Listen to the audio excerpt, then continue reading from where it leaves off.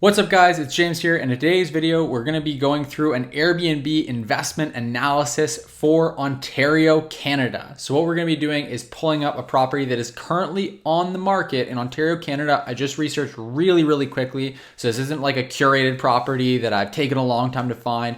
And we're gonna basically run the numbers on this property using AirDNA and using our investment analysis spreadsheet, run the numbers on it and see how it shakes out. See if it's a good investment or not, whether or not I would personally go a step further, contact the listing agent, contact the realtor, kind of take next steps to place an offer on this property. So that's what we're going to be doing in today's video. Now, if you want access to all the tools that I'm using in this video to run this analysis, like our analysis spreadsheet, training on how to do it, then just check out the link in the description down below. There's a link to a free training for how to invest successfully in short-term rental properties.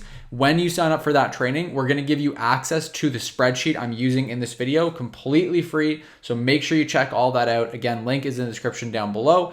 If you like this video, please do give it a thumbs up. It really appreciate it. Helps me out tremendously with the YouTube algorithm. So without further ado, let's jump over to the computer and let's look at our property. Now, the first thing I want to do is I'm actually just going to pull up my investing spreadsheet here. So I'm just going to go in here, grab my property analysis, and I'm going to go ahead and make a copy of our short-term rental analysis spreadsheet so that I can mark it all up and edit it for this specific property, which is going to be 1362 Crystal Lake Road. So we pull this up. The first thing I want to do is just name this so that I can track it properly. Let's just see here, 1362 Crystal Lake. Okay, now let's jump in and let's start by looking at the property. So here's a property that I found. It's listed, it's in Kinmount, Ontario, which on the map here is basically right here in this area here. So for anyone that's familiar with the area, we've got, let me see here, Toronto right down here. We've got Prince Edward County, Kingston, Ottawa's out this way. And so we're just basically right in here, just above the Kawartha Lakes, kind of Buckhorn area in here. And so that's the area that we're looking at. Is kind of right in this pocket here. And so this property is listed for $599,000, and it is a 2+1 bedroom. So usually that means like a den or something, and 2 bathrooms. And so if we look through it, you can see that the property is relatively outdated, but it's got a real like cottagey feel to it. I think you could actually do a lot with it in spite of like the wood paneling, stuff like that. That's actually pretty desirable in this area when people are looking for cottages. I wouldn't say it's desirable in its current state. There's definitely some freshening up, way better decor that needs to be done in here. But overall, the bones of the property are definitely pretty good, pretty solid. And so we look here, it's got the bathroom.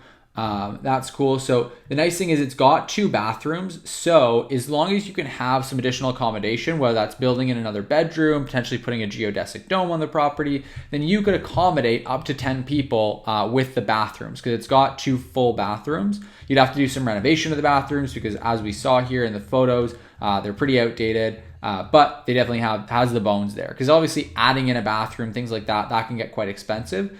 But the property overall, the bones of it are definitely really solid. It's got a detached garage.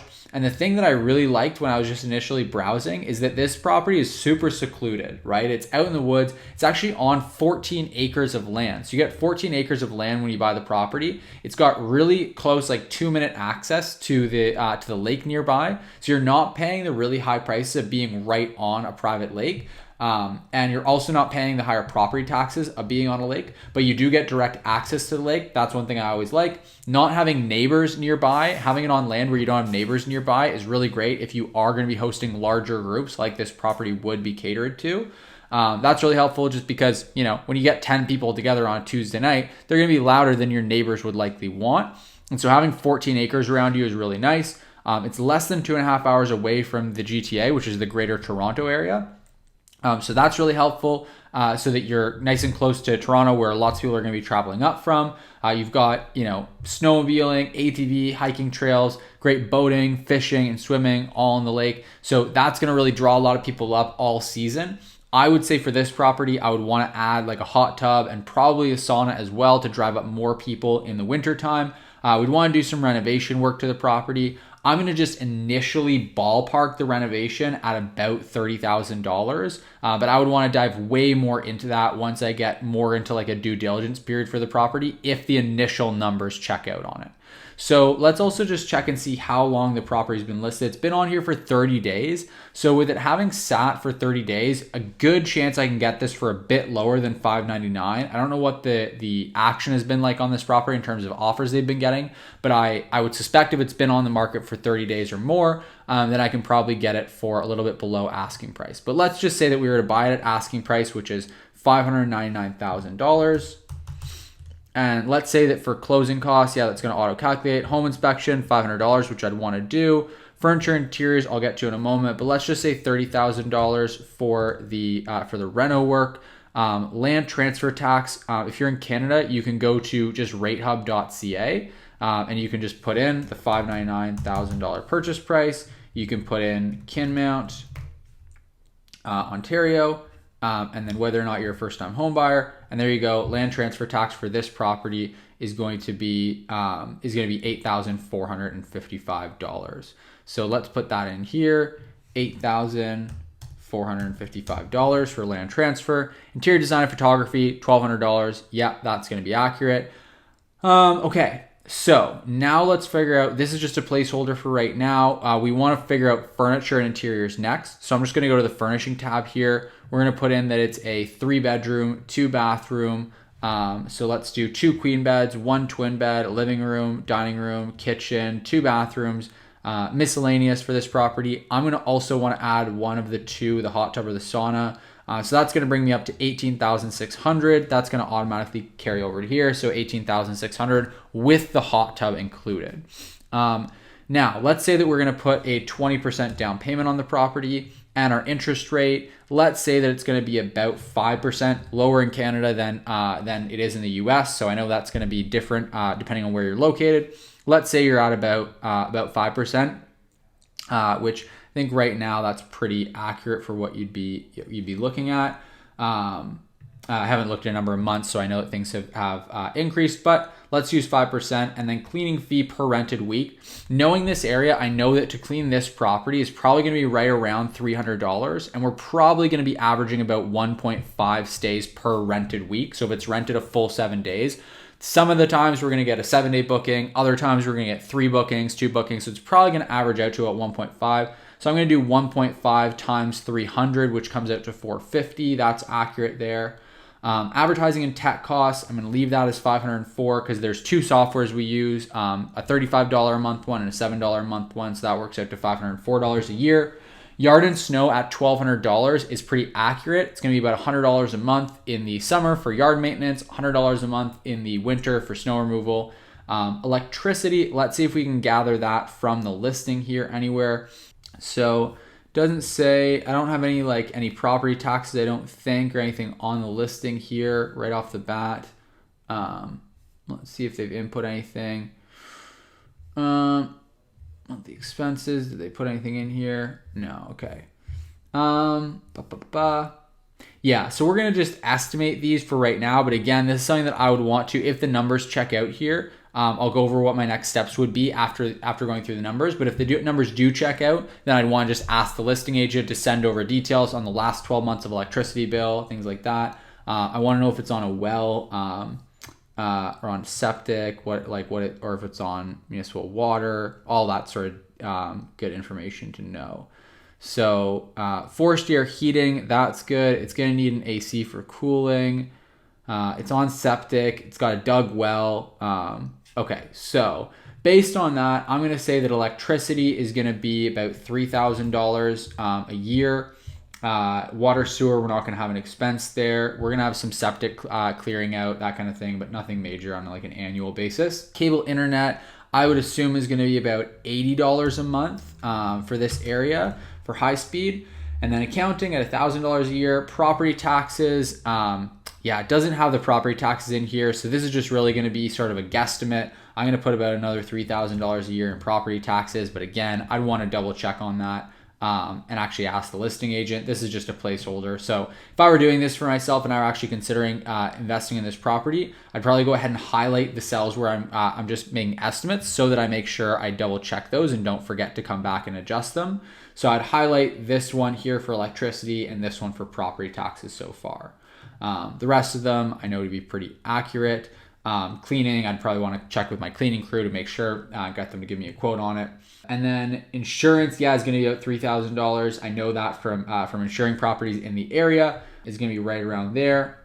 And then the rest, that's pretty well it. It's pretty well all I'm going to have here. So now I really want to work out the revenue side of things. So I've worked out the expenses side of things. Now I want to figure out revenue. So let's look at a property similar to this. Now, the other thing that I'm going to consider as sort of a way to build in a backup plan or contingency is going to be auxiliary dwelling units, because I've got 14 acres here. I can definitely put something in the backyard like a geodesic dome. That's actually something I did on a recent property that's going to be going live in just a couple of days here. By the time you're seeing this video, it's probably already going to be live. And so that's a really cool play here. You can see that like there's no neighbors nearby. I could easily put like a geodesic dome out here in the forest somewhere. It'd be super cool. We've got the extra bathroom space for it as well. So being able to do that and just, yeah, so this is pretty cool. We've got, this is like a covered picnic area. So that's cool. We could put a geodesic dome like right out here. And being that we have the space for it and we've got the extra bathroom, like we've got 2 bathrooms there. So I probably on this property, just to avoid having to go through the whole permitting process and building something larger, I'd probably build something that's under the 10 square meter mark. Wouldn't hook it up with any kind of plumbing. I might do that later and have like its own freestanding geodesic dome that'd get permitted, go the whole 9 yards. But with something like this, I'd probably put something like right over here, just a geodesic dome with just a bed in it so that people could hang out there. And yeah, that would be a pretty cool space. And again, I know I can do that for like another $10,000 or so. I think it was about $14,000 from start to finish, furnishing, the platform, absolutely everything on the recent project I did. And that should increase the income earning potential. But first things first, let's just look for comps based on the property as it is, assuming $30,000 worth of reno budget. So 3-bedroom property, I'm going to look at right in this area and see if I can find some that are similar, comparable, that have been available for the whole year. So the first thing I want to do is I am going to go and look at revenue and just see, because this area, the challenging part here is that this is a good thing for people to note, is that like the challenging piece here is that this encompasses all of Peterborough, which is a larger city of about 100,000 people. And it encompasses a lot of, like, all these areas are kind of large. Like this one encompasses some really nice properties around the lakes and everything. So if we look at the averages for revenue in these areas, it's just not going to be really an accurate representation of what this property is actually going to bring in. So for that reason, I tend to try to shy away from that a bit. Whereas if I can get it to cooperate with me here, let's go up to Minden. So this is an area that's a little bit north of where I'd actually be buying the property. It's right in here. So it's a bit north, but it's probably a more accurate representation of what this property would actually do, because it's a smaller area that doesn't encompass a large area, a large town as well. And I know that the properties up here are kind of more similar, because there's not some big, really nice lakes. And like on these big, nicer lakes, people tend to build mansions, like really, really nice cottages. Whereas up here, you see less of that. So if I were looking for averages, I'd probably want to pull the averages from this area here. So the nice thing here is I want to look at specifically at upscale. I think mid-scale, upscale. This is, let me just see here. Okay, so there's only 8 active listings here, it looks like. We want entire place, both professionally managed and personally individually managed. Guess we want to do, from 6 to 8 bathrooms. Let's do for 6 to 10, so we can widen the search a bit. Okay, so now there's 21 active listings. So that's pretty good. We can run the numbers on this. I'm just going to export it here as a CSV. And I'm going to look at what are the numbers on these properties this is the 75th percentile here, you can see. So that's what I really want to know. And I just want to grab 75th percentile data for the year 2021. And I'm going to sum it up here. So let's just grab this. January through December of 2021, 75th percentile. And then, yeah, this is basically going to give us, boom, $109,000 basically. So $109,000 is what we're looking at for this property as an average of these 21 active listings. So it's a decent data set to like give us some initial inclination of how the property will do, but it's only 21 properties. So the thing to consider here, if any of you guys are looking in more rural areas like this, where you get a small number of active listings when you filter down your search results, you really kind of have to take that as just one single data point on your map of all your data points you're going to be looking at. Because looking at this alone, if we have, let's say, 3 properties that are just absolute mansion 3 bedrooms, are really, really nice, they're going to skew the numbers upward. And so it's not really going to be a good accurate representation. So this is just one data point at $109,000. The other thing we want to look at is what the occupancy rate is going to be. So for, let's say, 3 bedroom properties that accommodate, we said 6 to 10 people, there's going to be, let's see, 75th percentile, let's see, is going to be like, I would work the numbers out, average this out over the course of the whole year, but let's say that it's right around 90%, let's say 85. So I'm going to use 85%. I also want to just see if I can broaden this a bit more, and go, no, it looks like you can only choose a range. Oh, okay, there we go. So economy through upscale, if we apply that. Okay, so now there's 36 active listings, so that's nice. And I'm actually just gonna export this and see what that gives once we include the economy as well. And just do the 2021 numbers here. Again, that's a new feature that AirDNA just launched, so I'm just getting used to how to use that properly, but it's quite cool that now they've got the export feature built in as well. But if we go to December 2021 from January, so that's looking at more like $98,000. So let's use that as a number, because realistically, this property is going to be more like less towards the really upscale side of things, $98,000.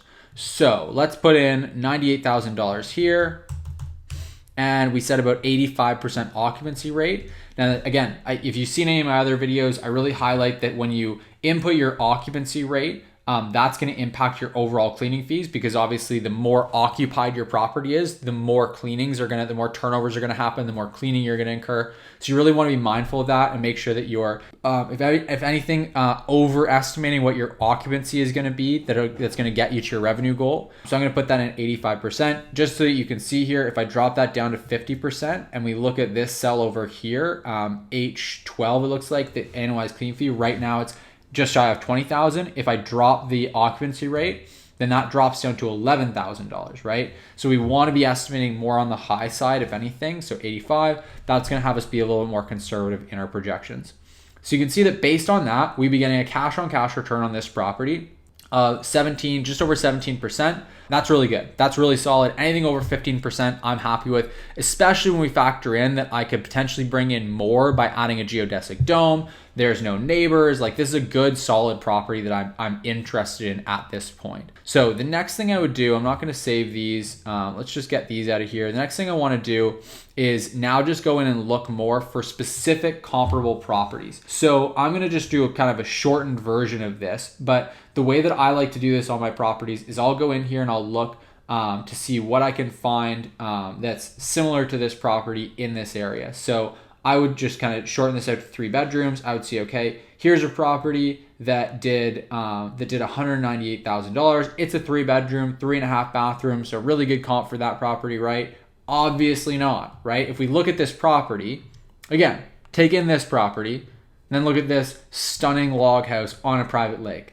So this is what I'm talking about, where the numbers can get skewed when you're looking at the averages for the market as a whole, because this property, on paper, it's a 3 bedroom property that accommodates 8 people. So it's like, just on those stats alone, it is a comparable property. But as soon as you take a look at it, you realize, okay, this is not a good comp. So the 200K from this is definitely pulling those numbers up. So what I really want to do is find properties that are actual reasonable comparables to the property that I'm looking at, and that have ideally been available for as close to 365 days out of the year as possible. So you can see this one was available for 352 days out of the year. So that's really good to see.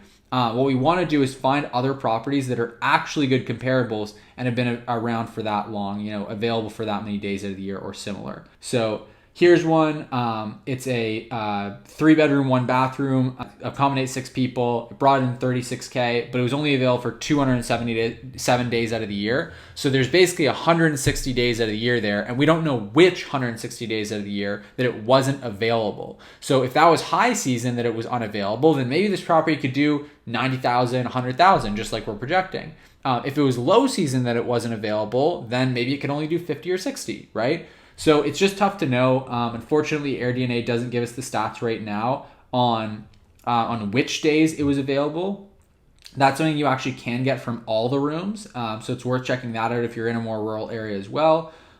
Here's another one that just wouldn't be a good comp because it's only available for 129 days of the year. It's not qualitatively anywhere near the same as our property. So I would really scour around and try to find good properties that are actually comparable to the one I'm looking at.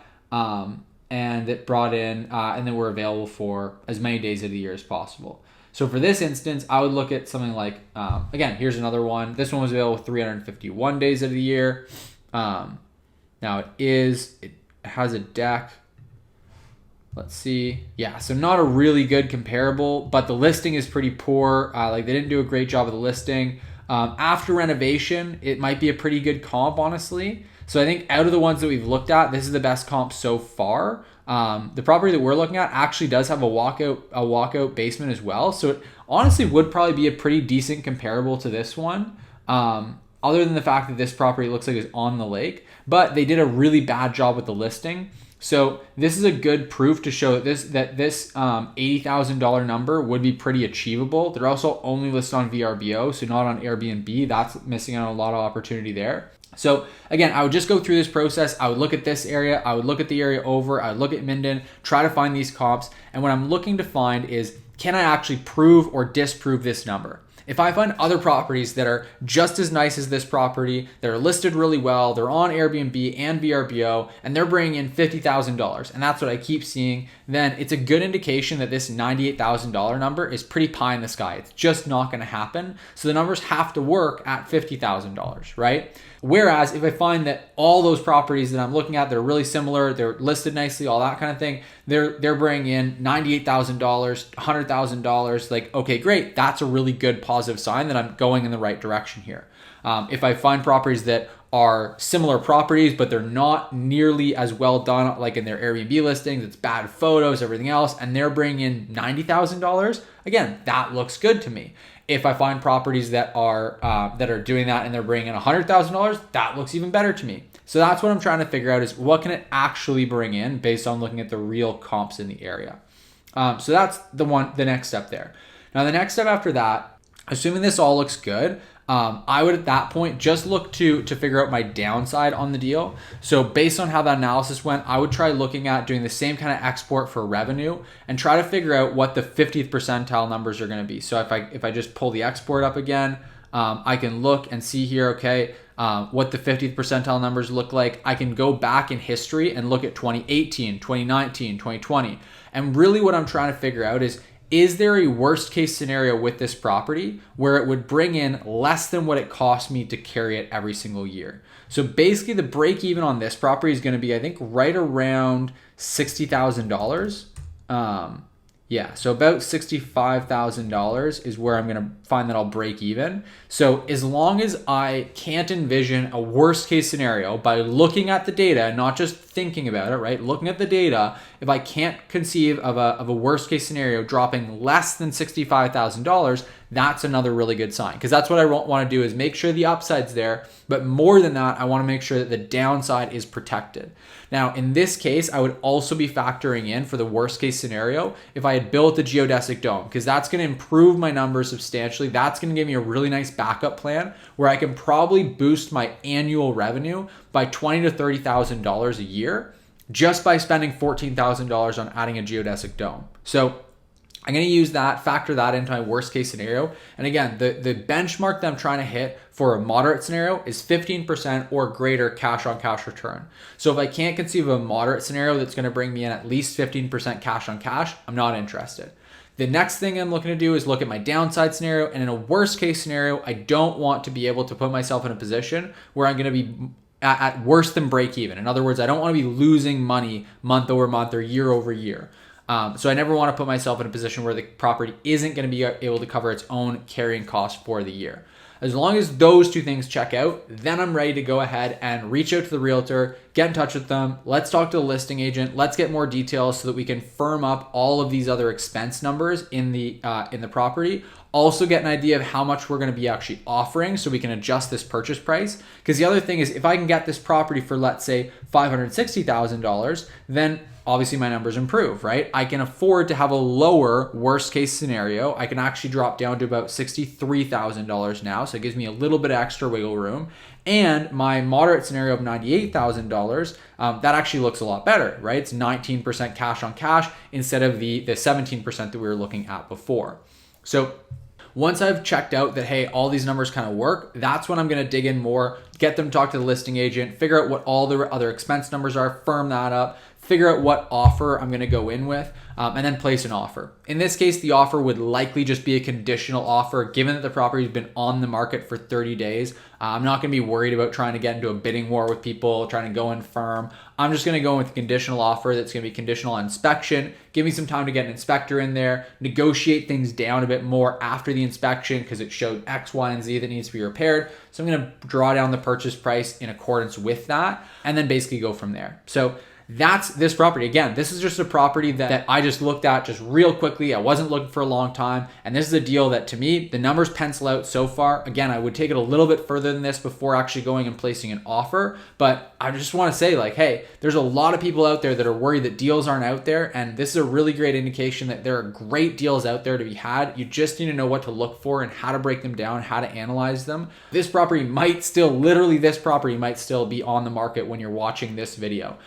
And so again, this is not my endorsement to say, hey, you should buy this place, but it is my endorsement to say, hey, after what I've seen so far, it looks promising and I would consider placing an offer on this property myself if I were in the market to buy another one right now. You want to do your own due diligence. You want to have these tools to be able to do that. So just check out the link in the description down below so that we'll show you how to do this due diligence properly, how to make sure you don't miss anything, you don't make any mistakes. And we're actually going to give you a copy of this exact tool. So this spreadsheet that you see me work through this whole time here, we're going to give you a copy of that completely free as soon as you sign up for the training that's linked in the description down below. Again, it's the one that's linked there that says free training on how to invest successfully in short-term rental properties. Click the link, register for the training. We're going to email you a copy of this spreadsheet. You're going to get the full training completely free. And again, that's going to allow you to really have legs to stand on to go out and buy really great deals in any market and be able to find deals like this that make a lot of sense. So again, check out the link in the description down below. Hit the like button if you like this video, if you got value from it. Let me know your thoughts in the comment section down below. Any thoughts, any questions? If you want to see more content like this, then let me know as well. Also, make sure you hit the subscribe button. I post 2 new videos every single week on this channel. So make sure you hit the subscribe button to stay up to date with those videos as we release them. With all that said, thanks so much for watching, and I'll see you in the next video.